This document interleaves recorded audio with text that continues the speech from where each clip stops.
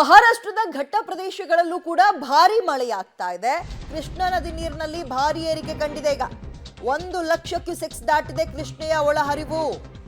ದೂದ್ಗಂಗಾ, ವೇದ್ಗಂಗಾ, ಹಿರಣ್ಯಕೇಶಿ ನದಿ ಮಟ್ಟದಲ್ಲೂ ಕೂಡ ಏರಿಕೆ ಕಂಡಿದ್ದು ನದಿ ತೀರದ ರೈತರ ಜಮೀನುಗಳಿಗೆ ನದಿ ನೀರು ನುಗ್ಗಿದೆ. ಪರಿಣಾಮ ಬೆಳೆದಂತಹ ಬೆಳೆಗಳೆಲ್ಲವೂ ಕೂಡ ನೀರಲ್ಲಿ ಹೋಮ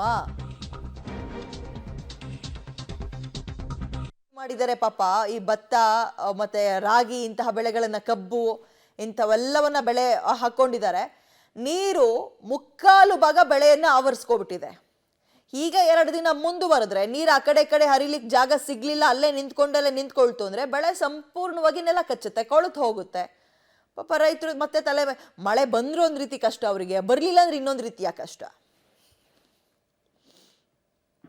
ಪಶ್ಚಿಮ ಘಟ್ಟ ಪ್ರದೇಶಗಳಲ್ಲಿ ನಿರಂತರವಾಗಿ ಮಳೆ ಸುರಿಯುತ್ತಿರುವ ಪರಿಣಾಮ ಹಿರಣ್ಯಕೇಶಿ ನದಿ ಅಪಾಯ ಮಟ್ಟವನ್ನು ಮೀರಿ ಹರಿಯುತ್ತಿರುವಂಥದ್ದು ದೃಶ್ಯದಲ್ಲಿ ನೋಡ್ಬೋದು. ನಿಮಗೆ ಹಿರಣ್ಯಕೇಶಿ ನದಿಯ ದೃಶ್ಯಗಳನ್ನು ತೋರಿಸ್ತಾ ಇದ್ದೀನಿ. ಬೆಳಗಾವಿ ಜಿಲ್ಲೆ ಹುಕ್ಕೇರಿ ತಾಲೂಕಿನಲ್ಲಿರತಕ್ಕಂಥ ಮದಮಕ್ನಾಳ್ ಸೇತುವೆ ಬಳಿ ಹಿರಣ್ಯಕೇಶಿ ನದಿ ಯಾವ ರೀತಿಯಾಗಿ ಉಕ್ಕೆ ಹರಿತಾ ಇದೆ ಅನ್ನೋ ದೃಶ್ಯಗಳನ್ನು ನಿಮಗೆ ತೋರಿಸುವಂಥ ಪ್ರಯತ್ನ ಮಾಡ್ತಾ ಇದ್ದೀನಿ. ಕೇವಲ 2-3 ದಿನಗಳಲ್ಲಿ ಏನು ನಿರಂತರವಾಗಿ ಮಳೆ ಸುರಿಯಿತು, ಪರಿಣಾಮ ನದಿ ತನ್ನ ಪಾತ್ರವನ್ನು ಬಿಟ್ಟು ಹೊರಗೆ ಬಂದಿರುವಂಥದ್ದು. ಪ್ರಮುಖವಾಗಿ ಏನು ನದಿ ತೀರದ ಜಮೀನುಗಳಿದ್ದಾವೆ, ಜಮೀನುಗಳಿಗೆ ಹಿರಣ್ಯಕೇಶಿ ನದಿ ನೀರು ನುಗ್ಗಿರುವಂಥದ್ದು.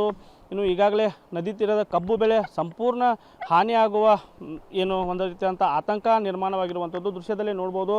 ಏನು ನದಿ ತೀರದ ಕಬ್ಬು ಬೆಳೆ ಇದೆ, ಕಬ್ಬು ಬೆಳೆಗೆ ಏನು ಹಿರಣ್ಯಕೇಶಿ ನದಿಯ ನೀರು ನುಗ್ಗಿರುವಂಥದ್ದು. ಜೊತೆಗೆ ಇನ್ನು ಹಿಡಕಲ್ ಜಲಾಶಯದಿಂದ ಇದರ ಮುಂದಿನ ಭಾಗದಲ್ಲಿ ಹಿಡಕಲ್ ಜಲಾಶಯದ ನೀರು ಹಿರಣ್ಯಕೇಶಿ ನದಿಗೆ ಬಂದು ಸೇರುತ್ತೆ. ಒಂದು ವೇಳೆ ಹಿಡಕಲ್ ಜಲಾಶಯದ ನೀರನ್ನು ಬಿಟ್ಟರೆ ಆವಾಗ ಹಿಡಕಲ್ ಜಲಾಶಯದ ಒತ್ತು ಸೇರಿ ಈ ಭಾಗದಲ್ಲಿ ಮತ್ತು ಪ್ರವಾಹದ ಆತಂಕ ಎದುರಾಗೋ ಸಾಧ್ಯತೆ ಇದೆ. ಇನ್ನೂ ಹೆಚ್ಚಿನ ಪ್ರಮಾಣದ ನೀರು ಮತ್ತೆ ಹಿರಣ್ಯಕೇಶಿಗೆ ಬರುತ್ತೆ. ಹೀಗಾಗಿ ಹಿರಣ್ಯಕೇಶಿ ನದಿ ತೀರದಲ್ಲಿ ಸದ್ಯ ಈಗ ಪ್ರವಾಹದ ಆತಂಕ ಇರುವಂಥದ್ದು.